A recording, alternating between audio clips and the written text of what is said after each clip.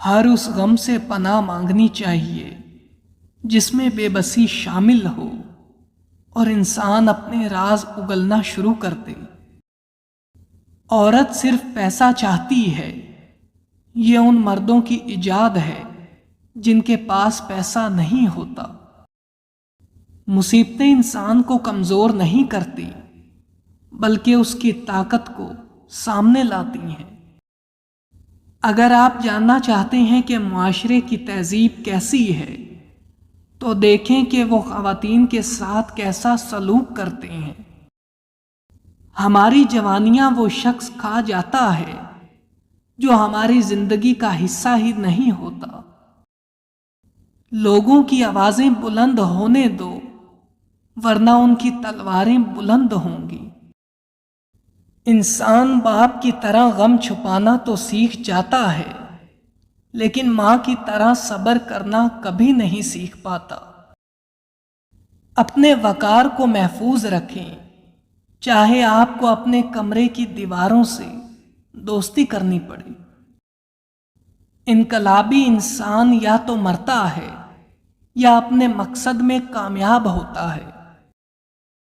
یہ عجیب بات ہے کہ انسان ساری زندگی اپنے اس نام کو اونچا کرنے میں لگا رہتا ہے جو کہ اس نے خود سے رکھا بھی نہیں ہوتا۔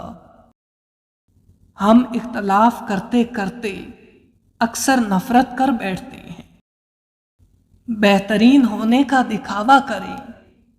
زندگی آپ کی کتنی ہی مشکل کیوں نہ ہو، چھپانا دوسروں کے ترس کھانے سے کہیں زیادہ خوبصورت ہے۔ اگر اپنی عقل ہی اپنے لیے سکون کا باعث نہ بن سکے تو پھر ایسی عقل ماتم کے لائق ہے۔ اگر اچھے انسان کو برا کہنے والا شخص آپ کو اچھا لگے تو یقیناً آپ ایک اچھے انسان نہیں ہیں۔ ذہانت عورت کی وہ خوبی ہے جس کا نہ ہونا بھی خوبی سے کم نہیں۔ ہم ایک ایسی غلام قوم کا حصہ ہیں جو کہ پچھلے 70 سالوں سے آزادی کی ایکٹنگ کر رہی ہے۔ قدر تو وہ ہوتی ہے جو کسی کی موجودگی میں ہو، کسی کے بعد تو پچھتاوا ہوتا ہے۔ بدکار اور بری عورت کی 2 نشانیاں بتائی گئی ہیں: بات کرتے وقت گالی گلوچ کرنا اور بیہودہ لباس پہننا۔ لفظوں کی جنگ میں فتح کسی بھی فریق کی ہو، شہید ہمیشہ سچائی ہوتی ہے۔ حکمت تجربے کی بیٹی ہے۔ مفاد پرست اور کم ظرف لوگ انقلاب میں حصہ نہیں لیتے۔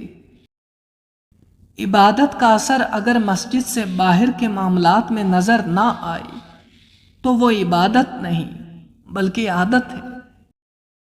صرف وہی شخص عقل مند ہے جو جانتا ہے کہ کن چیزوں کو بالعقل نظر انداز کر دینا چاہیے۔